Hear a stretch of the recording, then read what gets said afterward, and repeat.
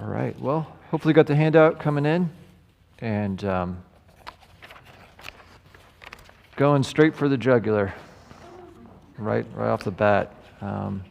Last week was sort of a, big picture. What does the Bible in a kind of explicit way say about technology? And I hope you saw from that the Bible doesn't hate technology, and it also doesn't encourage us to worship technology. It is not something that's inherently amazing or good, but it's also not something that's inherently evil either. There's a common grace element to it. I think you could say, in some sense, that when technology is being developed by human beings, tools, there's a goodness there, but it's a goodness that could be distorted and used for great evil as well. So it's a common grace thing, and by that I mean you're not going to be saved through your tech, but it's still a picture of the goodness that God's poured out on this world that we can make tools to make our lives better. And so we should be thankful for that. And before we dive into the particular issue for today, smartphones and screens, I just wanted to share kind of a framework that we'll hopefully be using repeatedly in this class just to think about technology in a way that comports with the first class. And I love this quote from one author, Carter. He says, "Rather than uncritically embracing the latest innovations or reacting against them," so those are the two extremes, right? Just technophile or the Luddite, right?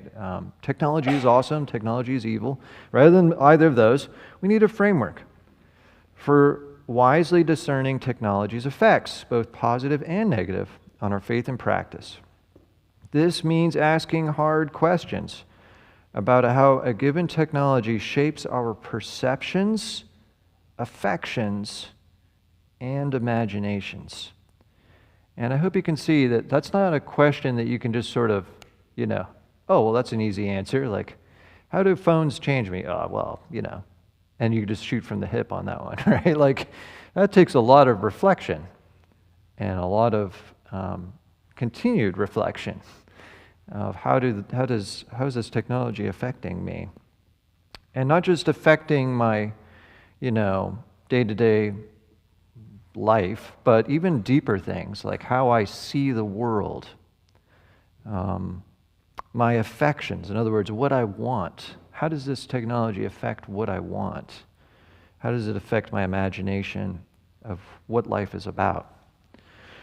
So let's just remind ourselves from last time the goal of technology. This will be the grid for asking these questions. It's to promote human thriving to the glory of God. So human thriving is not the be-all and end-all of the world. The be-all and end-all of the world is the glory of God. And that's really important, right? Jesus, was his life one of great human thriving? Absolutely. But he also died prematurely on the cross. And that was a very intentional thing on his part, laying down his life, right? So what is that showing us? It's showing us that your happiness is not the highest thing in the world. The highest thing in the world is the glory of God, and true thriving is a life that promotes that glory. And so never forget that. So we're trying to live out vibrantly what it means to be in God's image. That means lots of things, but it certainly means lots of love. You would definitely look at a life that's brimming with love of God and love of neighbor and say, that is a thriving human being, right? And just thinking about that, how does that idea of thriving, how does that surpass the world's idea of thriving? How does it go much further?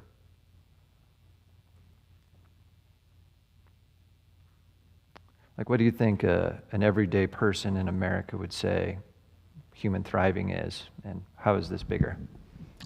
I would say they don't even think about God.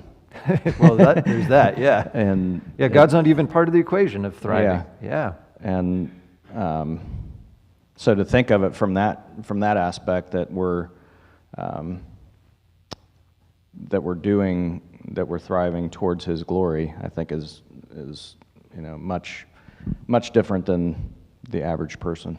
Yeah, like that Godward focus. Are we living a Godward life? If you're not thriving. That's a radical statement in light of the world. Yeah. Yeah, I think human thriving from a secular point of view is very internally focused, as opposed to a Christian worldview, which is very externally or God-focused. Yeah. Yeah, and I think that's a great point. It's connected with identity. And so, like, are you living a good life? Well, yes, if I feel good about my life, right, is basically what that means, which is very internally focused, just like you're saying. Yeah, Bill? Did you want to? Scott already got it. He already got it. Okay, cool. Lori?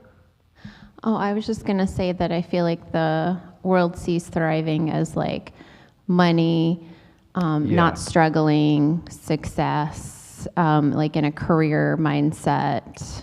Excellent. No drama, like kind of just like, I'm not pushing anybody, so I'm doing good. Nice, nice. Thank you for that. And I think that's, we can look at somebody who's doing well in their business, and we could say that's an evidence of thriving, right? But there's so much more to that. And even what you pointed out, like the absence of struggle, is it possible you could be really going through difficulty and yet thriving? I think the Christian worldview would say yes. Yeah. I think a real key underlying component, maybe the driver for the idea of thriving in the average person's mind, and it's kind of tied up with what we're going to be discussing here, is you don't know if you're thriving unless you compare yourself to your neighbor or whoever else is on Facebook or social media. A lot of comparing. They have this, we need to have this. They had that vacation, we should have that vacation, or we're not going to be happy. Their kids have, these kind of phones. We need to get the. So it's just kind of keeping up with the Joneses kind of thing. If you're doing that, then you're okay. And there's just that social pressure. Yeah, and there's a paradox there, right? Based on what Scott was saying. On the one hand, if our thriving is based on whether I'm feeling good about myself, who cares what other people say? Okay, but then there's the other side of like constant comparison and like, so there's this, you can see how that's a recipe for anxiety, right? And we're going to actually talk quite a bit about social media next time. So we'll dip into that here and there on our class today. But that whole thing you just raised is going to be a big one. Yeah. So I was thinking what the world considers to be thriving would probably be health, like freedom from pain and freedom from, anything like that. Maybe amusement, like I'm constantly able to be amused, and plenty. Like I have everything that I want. Yeah, and the idea of, for example, thanking God for our sufferings and praising Him for His loving discipline of us, or the fact that Paul says, I'm completing what's lacking in the sufferings of Christ. Like, not even on the radar, right? That there's higher things to live for. And so I just want to encourage you, like, our definition of thriving is going to look different from the world. Therefore, our lives are going to look different from the world, especially our engagement with technology, because we're just plain not after the same things. So I hope you get that initial premise here. So here are some questions that I think will help us as we're going through these. So we're looking at particular technology, we're trying to be purposeful. We could ask these questions. How does this tool help me to love God and love neighbor? Because after all, that's what I'm after, the glory of God and the good of my neighbor. So does this tool help me to do that? How so? And then how does this tool create new obstacles to loving God and loving neighbor? And, with every tool, there's both benefits and costs. You've got a lawnmower, and the lawnmower cuts your grass real nice, and your lawn looks beautiful, and that is a blessing to your neighbors. But you also have to keep it in good repair. You got to change the oil on it now and then, sharpen the blade, all that stuff. And that's not necessarily an obstacle to loving God and loving neighbor, but as we start to accumulate more and more things, right, there can be ways in which our lives can become cluttered. And so we just have to be thoughtful about what we're taking on. And sometimes there are hidden costs. That's the next question. Are there hidden costs to this tool? What additional things will it demand of me? What effects are it having on me? How does this tool change how I view the world? And again, like in the case of a lawnmower, you might be saying to yourself, I'm not really sure it's changing how I view the world, but you might be surprised. After all, it's a recent invention.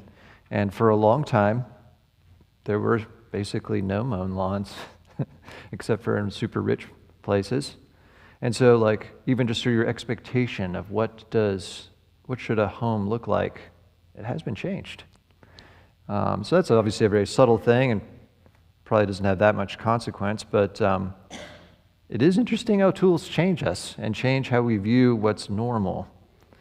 And then finally, if human thriving is defined as a vibrant love of God and neighbor, and obviously that's not the whole of it, right? There's so much more to being in the image of God in the full sense, like there's our relationship to creation. There's so many dimensions to being a human being, but if at the center of it is vibrant love of God and love of neighbor, is life with this tool better or worse? So this is putting it in a kind of either-or way. Shall I adopt this tool? Shall I not? There's obviously more nuanced engagement with tools as well. Like, okay, this tool is helpful if I use it in this way. And that's what we're going to probably, if we can, get to today, talking about smartphones and screens. As I say at the beginning, disclaimer, this class will not argue that smartphones and screens are inherently evil. You might think I'm engaged in double talk by the time I get to the end of this, but that is actually my position. So, yeah. So, as we dive into this topic, I just want you to know these are the questions that I think would help us in looking at any tool. So let's just talk for a little bit about phones and screens. And, I have all these disconcerting facts I'm going to share with you, but let me just start with this. Thinking about that first question, how does this tool help me to love God and love neighbor? You ever thought about how your smartphone helps you to love God and love neighbor? Can you think of any ways in which it helps you to do that? Yeah. Yeah, well, I think one thing that my smartphone helps me with is Bible reading. I have a Bible reading app, and it reminds me in the morning to read the Bible. I think that can only be a good thing. Okay, yeah. Helping us to read the Bible. I often listen to the Bible as I'm driving around, which is a great blessing. Yeah. I think it increases our ability to communicate and just stay in touch. I know I use it for a lot of things with shepherding. So. Yeah. The ability to send a message, even a short one, to someone, telling them that you're thinking about them, praying for them. I remember even before the days of smartphones, during my first internship, my pastor and I were driving separately to a hospital to visit someone, and as he got out of his car, he was on his cell phone. Back in those days, it was a dumb phone, yes, a flip phone, and he got off the call and he said, just doing the ministry of encouragement as he's driving from place to place. And I love that, yeah. Connects us to a lot of great apologetic content, lectures, stuff like that. Like RTS, Reformed Theological Seminary, has an app that you can go in and you can kind of hook into their classes for free. Yeah. I've listened to hours and hours and hours of great lectures, great books that were accessible to me thanks to the phone. Yeah. Yeah, the things that it helps us with in terms of loving God, loving neighbor. I mean, it's kind of like an amazing, like, ultra Swiss Army knife in your pocket, right? Just the number of different tools that it has on there. I mean, I even use the little, like when I'm doing home projects, the little level tool, to make sure I'm making this thing level. There's just all kinds of ways it's useful. Yeah, and I think the key of it is it's an amazing communication device. Like, it's incredible, its ability how it enables us to communicate. And this isn't quite a smartphone only thing, but I just think of like, I regularly talk to James over in Africa, and just the incredible thing that, like, as I speak here in Vandalia, Ohio, he, within milliseconds of latency, within milliseconds, a signal has traveled literally to the other side of the world directly to his ear. Like, that's incredible. We should never lose our sense of awe about that. And then he can talk back just as fast, and even video, like, amazing. So this is incredible times in which we live. But as we'll see here, there are dangers too, and this is sort of the second question. How does this tool create new obstacles to loving God and loving neighbor? I spent a lot of time learning all these things that I'm going to share with you. I don't come to you saying that all the things I'm sharing with you have like the authority of the Word of God, or that I am some kind of super expert in tech. This is just my best swing as your pastor to try to acquaint myself with the facts here. So you may find that some of the things I'm sharing with you are out of date. Maybe some of them aren't fully nuanced or balanced. I'm not sharing these things because I see this as sort of like my calling as your pastor to like inform you about what I really see as an area of common grace, where like other researchers are probably much more competent than me to tell you some of these things. What I do see myself doing here is just, I feel like I need to get these things all out there, so then, assuming these things are mostly true, and I haven't read anything that makes me think any of this stuff is disputed, then we can actually like talk about it and actually like bring the Word of God to bear to a current, very live issue. So hopefully that makes sense. So it used to be we struggled tons with TV. I think TV is still a struggle, and Postman's book, Amusing Ourselves to Death, was largely about the effects of TV on our culture. But smartphones are even greater of a challenge than TV. And here's why. Smartphones give unlimited physical access. They are not limited by schedules. Do you remember when you had to like wait until 7 p.m. for your favorite program to come on? Not limited by schedules. They provide tons of micro content that is specialized for you. So we now talk about the algorithm, right? The algorithm handed me this. In other words, our phones provide whatever media you want, whenever you want it, wherever you want it. So it's right there in your pocket at literally any moment, any time of day. And there's this book called Dopamine Nation by Lemke, where she talks about us being a nation of dopamine addicts. And so right here at the very outset, I just want to say, it's quite possible that I'm addressing a room full of dopamine addicts. And if that's the case, then I've got my work cut out for me, because have you ever tried to take something from an addict that's like their thing? Yeah, I'm going to maybe be trying to take from you your favorite thing. And that means that you have to ask yourself the teachable question. So I'm going to say some stuff that may make you mad. Should we get mad at Pastor Patton? Or should we maybe direct that energy in another way? I'll leave that for you to decide. So we are a nation of dopamine addicts, Lemke writes. Dopamine is a brain hormone produced during pleasurable activities. Here are our current triggers, according to her: social media, immoral content, gaming, high-calorie foods, alcohol, online gaming. Those are just the big ones. Obviously, there are others. And she says, for many of these, the key is the unpredictability of the reward delivery. So this is like the slot machine effect. If you go to the casino, not something I recommend, and you pull the slot machine, the fact that you don't always get the reward actually makes you more want to do it. Because then when it comes out, you get the reward and you're like, oh, I gotta keep doing this. And so they have like this study with rats where if you press the button and the treat always comes out, how is that different from if you press the button a bunch of times and only randomly does the treat come out? Which one is going to make the rat really kind of press the button like crazy? Well, it's the second. And so the unpredictability of the reward is part of what makes these such a dope release.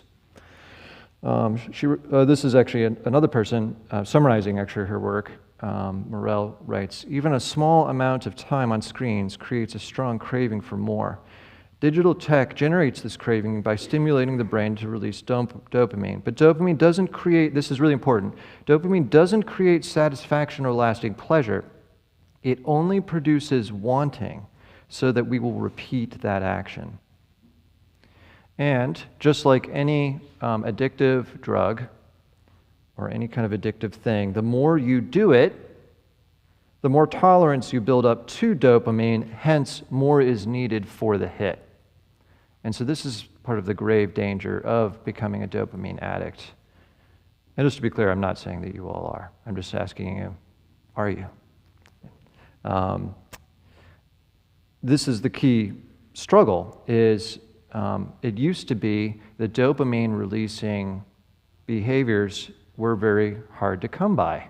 They were the kinds of things that you had to work really hard to get. If you wanted that piece of pie, you had to work really hard to harvest the berries and roll out the dough and all that stuff. And so you get those little hits in more natural kinds of sequences. But now it's just all over the place. And so Miller writes, if the faintest shadow of boredom makes you compulsively check your phone, then you know this cycle, and you should know that you are on the dopamine hit cycle.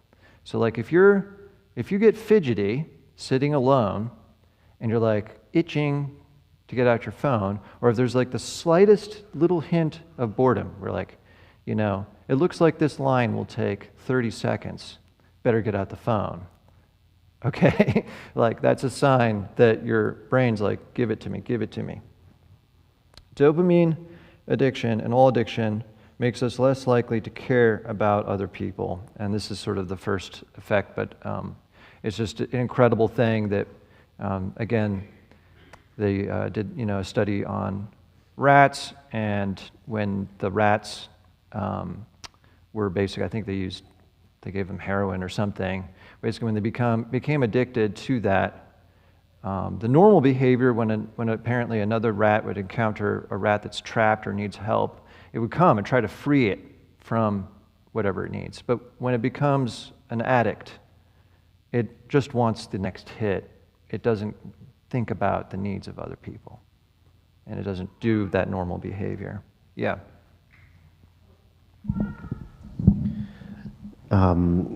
So I've noticed this trend as well. I know a few weeks ago, I'd gone into Lowe's and was kind of perusing through the refrigerators and stuff, and they have a bunch of fridges with smart screens on them. Okay. And I comment to my wife, I said, have we gotten so low as a society with our technology that now we need screens on our fridges so I can watch YouTube? Oh, yeah. Yeah, wow. Yeah, they used to have, like little TVs that you could mount under the cabinet, right? So you can watch TV in the kitchen and stuff, right? So, yeah, we've had screen addictions for a long time, but it's definitely on a new level. And this is where I now want to share with you some alarming stuff. I just made my way through this book, The Anxious Generation, How the Great Rewiring of Childhood is Causing an Epidemic of Mental Illness by Jonathan Haidt. Disturbing. And I need to share some of these things with you. First is just mental health. That there are strong correlations between smartphone use, especially social media, and depression, anxiety, suicidal ideation, loneliness, lack of initiative, and confidence. For example, between 2007 and 2021, what's significant about 2007? Steve Jobs introduced the smartphone. Between these 14, 15 years, the suicide rate for people in the U.S. aged 10 to 24 has increased 62%. And here's a few other stats that I didn't include on here, but just really just alarming stuff. Page 24. Major depression among teens, among teenage girls, 145% increase since 2010. So it looks like about 13% up to 30%. Among boys, not quite the incredible increase, but very serious. Mental illness among college students, a 134% increase since 2010, from about 10% up to 25% of U.S. undergraduates. Anxiety prevalence among teens skyrocketing, a 139% increase. When you know what a 139% increase means, it means take whatever the number was, and it's not multiply times 1.39, it's multiply times 2.39. And so that's sickening to think of. Hyperarousal. What is this? It's the idea of just being absolutely wired, where you're just constantly super stimulated. Yeah. I just want to mention, you mentioned these rat studies earlier. Big tech is on trial in California right now, and the attorneys for the defense are saying the youth were the beta testers. Yeah. And these are all the results. Yeah, that's right. The youth of this world were the beta testers, and this is the result. And yeah, these are things we have to see. So although we often employ screens to unwind, they actually don't unwind us.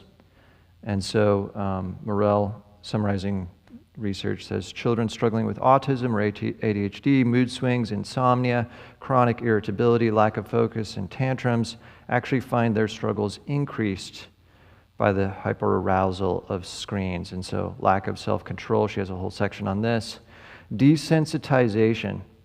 Since normal activities don't have the same dopamine rush, offline activities seem unbearably dull by comparison. And so things that used to be like just things kids would do, right? Things that they would just be like, you know, having a grand time, right? Doing something incredibly simple. Like, it takes you a little while as a parent to realize this, but really, you know, you give them a cardboard box and they're happier than with the big fancy, you know, toy that makes noise and stuff. Stuff like that. Or like, you know, I just think of like going on a family trip. We're going through amazing country. And like the outside, you're looking outside, like, look at this landscape. And what's more interesting? The screen, right? So being desensitized. Isolation and loneliness, disengagement from the world and others. No longer seeing, this is sort of, I was just saying, no longer seeing the world around us. Guys in a common room, alone together. Here's another quote from Haidt, page 122. He got a Canadian college student who wrote to him, says, Gen Z are an incredibly isolated group of people. We have shallow friendships and superfluous romantic relationships that are mediated and governed to a large degree by social media. There's hardly a sense of community on campus, and it's not hard to see. Oftentimes I'll arrive early to a lecture to find a room of 30-plus students sitting together in complete silence, absorbed in their smartphones, afraid to speak and be heard by their peers. This leads to further isolation and a weakening of self-identity and confidence, something I know because I've experienced it firsthand. So I think we've all experienced this, right? The idea of being alone together. You're physically in the presence of someone, but you're actually not present. Why? Because you or them are on their phone, and there's no human interaction, right? And isn't it interesting how, like, oftentimes, you know, if you've ever been in a sitting room, I'm now addressing kind of the older generation, if you've ever been like in a waiting room where there are no screens, it sometimes takes a little moment or two for you to like think of like something to say. And, you know, maybe it's a comment about the weather or something, I don't know. But just to kind of get things going, right? It will never happen. Why? Because the phone's always easier. Did you have, I'm sorry, okay. Okay, yeah. Discouragement of creativity. Morel has this great part where she talks about creativity requires a willingness to be silent. And she cited this lady who's a teacher of creative writing at a college. And she talks about how she just can't get people to be silent and kind of stare at the cursor for long enough, you know, and just have that time of just sort of like, you have to wait sometimes for the idea to hit you, right? And so if you're always used to having your brain stimulated, the ability to be silent and to allow creativity to hit, and even just sort of like, you know, what's the difference between doing like a guitar app that sort of simulates, or, you know, a piano app that sort of simulates that, versus actually holding a real guitar in your hand and having to realize, okay, I have to press the string down in just such a way or it's going to buzz, you know, and like the creational kinds of things you've got to figure out that require great nuance. Phones just make it all so much easier. And so which would you rather do, the easy thing or the hard thing, right? Exposure to immoral and violent content. I just need to make sure I say very clearly to all parents that all blockers and filters are incredibly flimsy. And so, like, just beware that to give your kid access to the internet, and especially unsupervised use of the internet, like a device that they can be using in private, is basically to open the door to all of that stuff, and that you won't be able to prevent it. And you just need to be prepared for that. Yeah.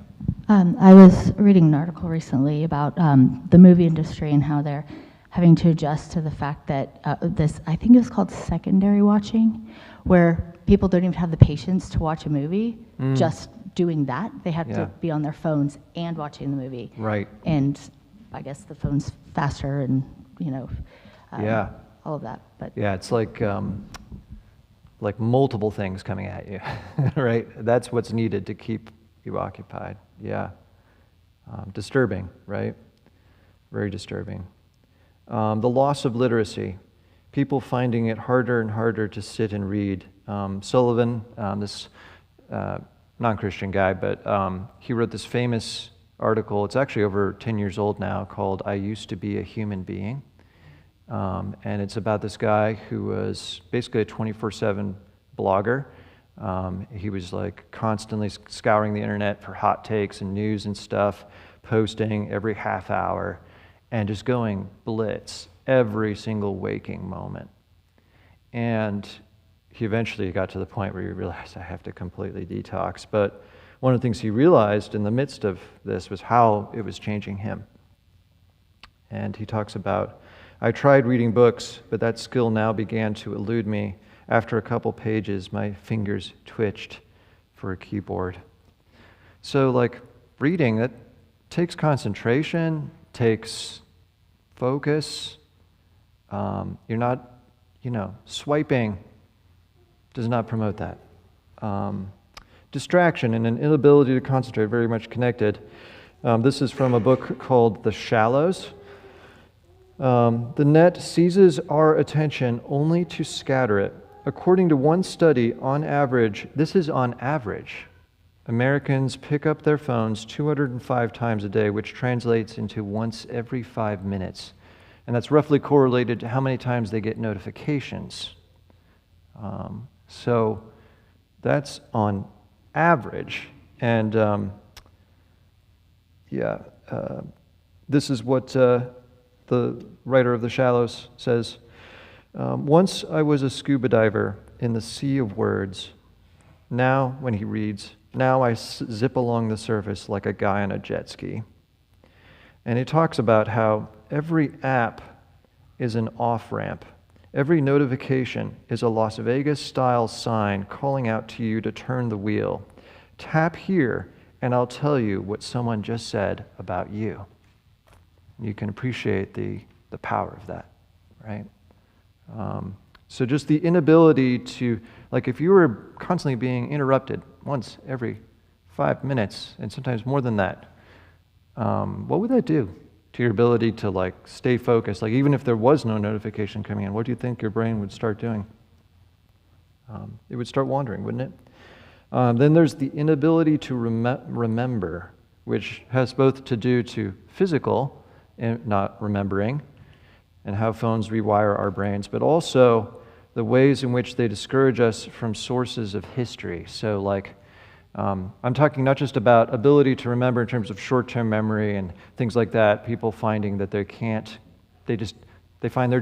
feel dumber, right? They can't remember things like they used to, and it's not just because they're getting older in the sort of natural ways that memory sometimes becomes less sharp.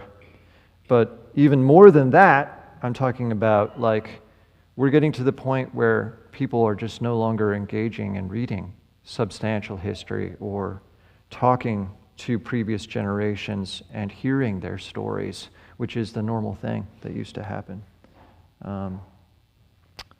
The end of sacred time. Sending and receiving text messages during worship. I have been here in worship, and it wasn't anybody sitting in this room, but I did see someone in the middle of the sermon basically pick up the phone and start shopping on Amazon because they were bored.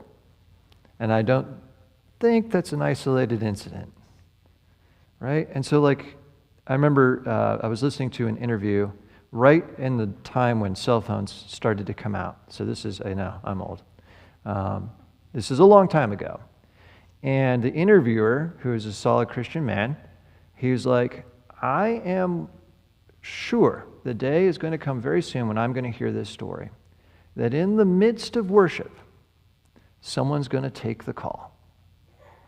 And of course, there can be reasonable reasons for this, like, you know, you're an ER doc and you're on call, but you're trying to be present in worship, you know, or something like that, where, okay, you can understand, like, I'm trying to be present here, do what I can to be present, but I do have this other duty, and I need to be willing. I need to be able to take the call. There can be a good reason for that, but what I'm trying to get the idea across is sacred space, the idea of sacred time, the idea that God has my full attention, and when the phone buzzes in the midst of prayer, no, that's not as important as what I'm now doing.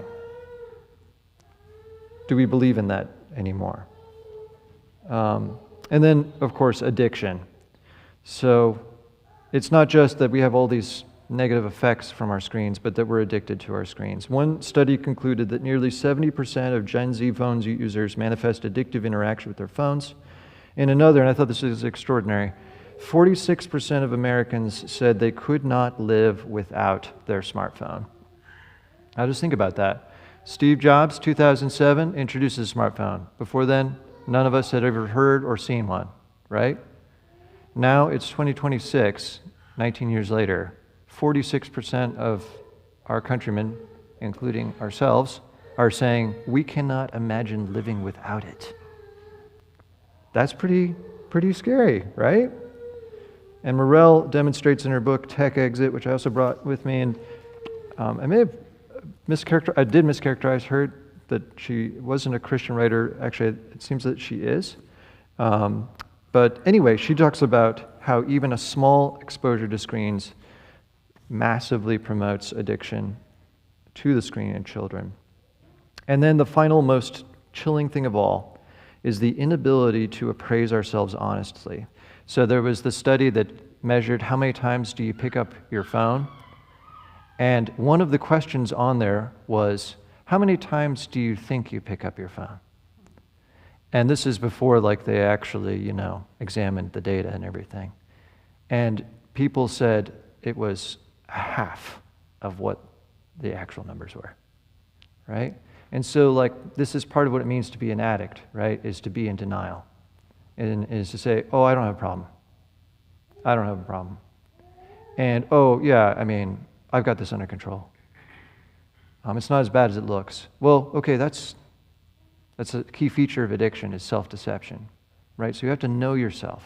And you have to ask yourself, like, are there these things in me? And so this is my conclusion. You tell me if you agree. Smartphones are powerful, but extremely dangerous technology. And we are experiencing an epidemic of phone and screen use that is destroying our minds, our children, and our country. Am I overstating things? What do you think?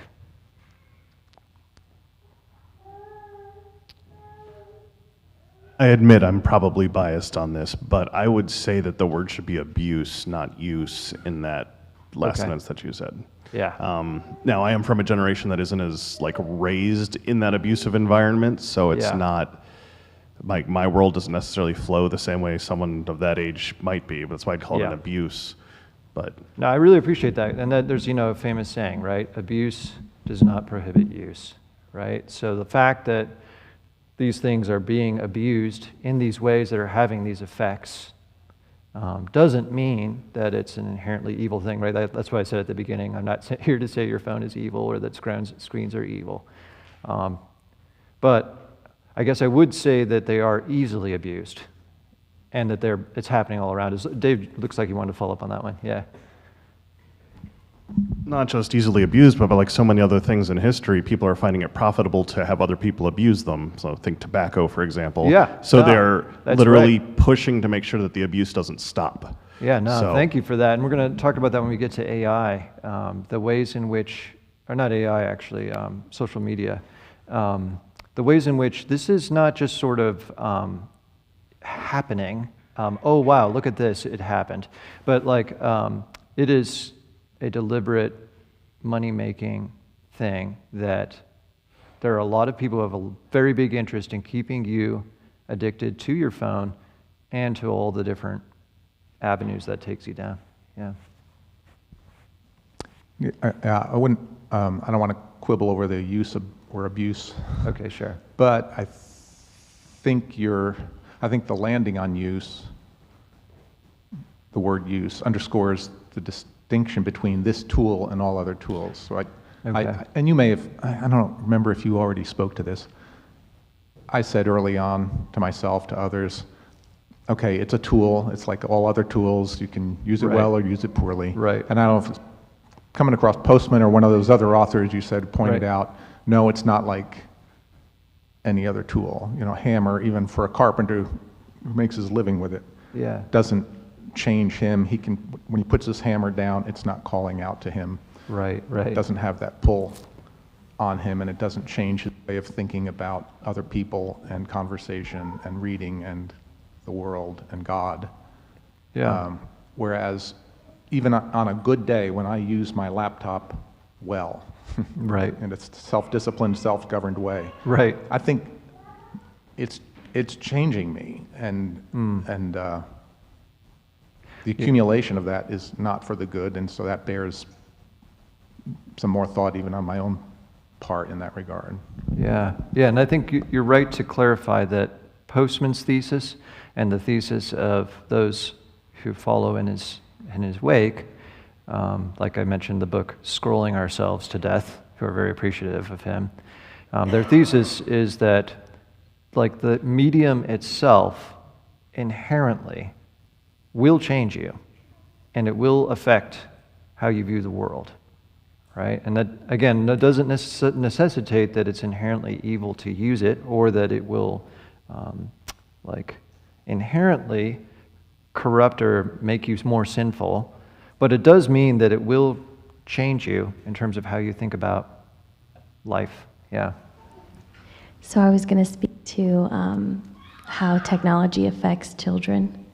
And my 6-year-old, all throughout his life, he's been exposed to screens, so I'm not like, sometimes it's been more, sometimes it's been less. But we decided to do a fast from screens for the month of March. And I figured it would be difficult for him because he has the most behavioral issues when it comes to the screens. But actually, it was like the opposite. Now, we still could be in the honeymoon stage, but it's only like, what, the 8th? But he was saying things like, Mommy, I used to think I need to watch this show or I need to do this, but now I feel like I have more time to read my books and play with my army men. And it just made me feel like, well, it's not too late. You know, like the Lord can still redeem these things. Absolutely. Not that an absolute fast is the only option, but no, thank you for that. And that's going to be one of the key things I hope to land on is not losing heart, not giving up hope. And what was the thing you made me think of? Just the absolute candor of children that I absolutely love. There's this extraordinary story, I think it was from the Anxious Generation book, where he said his daughter, at one point, who was quite young, in the car, said, Daddy, can you take my iPad from me because I cannot get my eyes off of it and I can't make it stop, right? The girl was just like, something's wrong, I can't let go of it, I can't stop looking at it. Dad, help me. So I would definitely say we're on a downward trend, spiraling further into technological slavery. The smart screens on the fridges are definitely a sign of that. But I'd also say our local and state and federal governments are making it to a point where you can't even engage in civil society without one. I think it's downtown Dayton where they've more or less removed the more old-fashioned street timers. Where you put a couple coins in there and you'd have 2 hours. Now you have to log into an app and then put in for the time. So you can't even park on the street without a smartphone anymore. I just discovered that myself, actually. I was kind of stunned by that. And I even think, too, about, the degree to which you see screens in education and the extent to which, like, you simply can't do the assignment or you can't go to school without the tablet. So, like, I was just thinking about like our kids as they're growing up and how they are becoming more and more inward focused. And like the example you gave about a bunch of people sitting in a lecture room before the lecture and nobody's talking to each other or looking at each other. They're all just looking at their phones. And my thought about that is, what can we do as the church to make environments for our youth and our kids that help them to try to make those human connections rather than being engulfed in this thing, because if you grow up that way and that's all you get to adulthood, and I'm not saying it's too late, but like you're going to have hard times making those human connections with anybody for the rest of your life. You've had no practice, and you're on this path. And this is a key thing, is like the Anxious Generation talks about part of our development is learning to move outside of ourselves and be willing to accept risks, and learning that sometimes those risks, like when you offer a seemingly awkward question, it may lead to a good conversation, may go nowhere, but it may lead to a great conversation, right? And how we see like an incredible decline right now in dating and just romantic relationships. Why? Well, it takes a ton of courage to ask a girl out, right? And so, like, if you've never learned that on a small scale, like learning to say hi to your friend or to the person next to you that you don't know yet in the class, you're not going to be ready for that, right? So let me just offer a few responses in the few minutes that remain. I love Renke's word here, riffing on 1 Corinthians 6. I'm not my own, I'm owned by the Lord. This is from his book, 12 Ways Your Phone is Changing You. I'm not my own, I am owned by my Lord. I have been bought with a price, which means I must glorify Christ with my thumbs, my ears, my eyes, and my time. I do not have time to kill, I have time to redeem.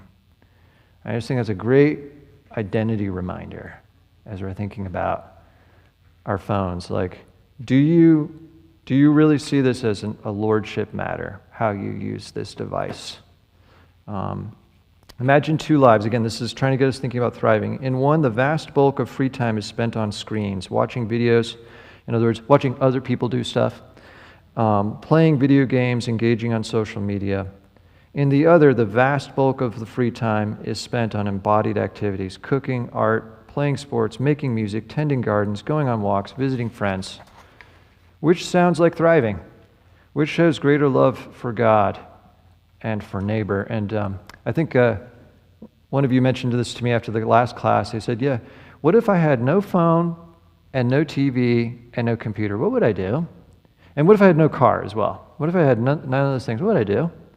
I'd probably go for walks and visit my neighbors, and we'd hang out on the porch and talk, and maybe we'd sing music together, and do stuff like that. Like, that's what we do. But we're not. So what do you want? What do you want your life to be like? It's going to require you to get purposeful about your phone. You must not let it control you. You must control it. And that must mean you need to make serious sacrifices, because you will reap what you sow. So are you willing to say no to the easy thing so that you can say yes to the better thing? So, like, I just think it's amazing what happens when you tell a kid, no, you can't watch TV. They're like, oh man, I want to watch TV. I want to. And then you're like, sorry, no. And then they're like, oh, I'm bored. I don't know what to do. You're like, you'll figure it out. What happens? Next you know, they're like cutting up cardboard or, like doing something. Like, that's what kids are made to do. And you can't escape. But now that you've been set free from sin and become slaves of God, the fruit that you get leads to sanctification and its end, eternal life. Did you hear that? You've been set free from sin. You are slaves, not to your tech, but to God. And here's some suggestions from Crouch's book. I should have brought it, The Tech Wise Family. Really wise and just delightful book. And here, I just want to say, suggestions. I'm not binding your consciences. I'm not saying you have to do these things. But just ideas. Periodically look at your screen time report and be honest about what it's telling you. How much, before you look at it, say, how often do I use my phone every day? Make a guess. And then look. Ooh. Have people who hold you accountable for phone use, who you have to send that report to, send a screenshot of it to them. If you struggle with looking at inappropriate content, immediately get help from a trusted Christian person of the same gender. I really, really can't emphasize this enough. It will destroy you. Fast from technology on a regular basis. Make clear to others when you will not be available and give alternate ways to reach you. I think that's one of the hardest things about doing a tech fast. It's like, well, what if somebody really needs to reach me? Well, there's other things they could do. That doesn't require you carrying your phone around with you all the time. Yeah, that's right. What was his book called again? Stop in the Name of God. Yeah, that's right. Yeah, that's right. Create sacred spaces where tech is not allowed to intrude, like worship, meal, family time. One of Crouch's one I really liked is car time. This is just his family practice that, like, when we get in the car, no screens. This is time for talking with mom and dad as we're driving you hither, thither, and yon. And some of the richest times I've had as a parent have been just talking times on the way to violin or something. Your device should go to sleep before you do and wake up after you, and especially after you pray. What are you going to look at first? The Lord or your phone? Be extremely careful about when you introduce, I cannot say extremely, like, I should have said all caps, like, if I could make it like beep, beep, look at this, extremely careful about when you introduce phones and screens to young people. Understand that receiving a device essentially means the end of childhood. Their use needs to be extremely carefully monitored. Assume that no blockers are foolproof. Honestly, I think every parent, before they give their kid a device, should read the first few chapters of this book and just count the cost. If you need to seriously pull back from screens, consider the suggestions in that book. You will experience difficult symptoms of withdrawal, like it's not going to be easy. It's not going to be easy for your family. It may be that they'll immediately be happy, but it also may not be. So this is what I was hoping to talk about together with you, but I'll now just leave these for you guys to think about. How is your phone changing you? Where do you struggle to honor Jesus in your use of your phone? And some of these other important questions. Do you need to ask God's or another person's forgiveness for your phone use? What are manners that we should have as a church body? Just sort of expected things when we're using phones. So encourage us to think about these things. Unfortunately, our time's out. I would love to talk more, but we'll have to close it out here. Lord, thank you so much for the incredible gifts you've given to us as human beings, the ability to invent amazing things. And Lord, to think that we have basically a supercomputer in our pockets is just amazing. And it has been helpful in different ways in furthering your kingdom. We are grateful for the ability it gives us to communicate with others. And we are thankful, Lord, for other ways it's helped us too to serve you. But we know at the same time it's extremely dangerous. And so we pray, give us wisdom, help us to be purposeful, and help us, Lord, to be willing to make the hard choices to really change something deep and costly for the sake of the higher purpose of honoring you. You can do this, Lord, and we pray in Jesus' name.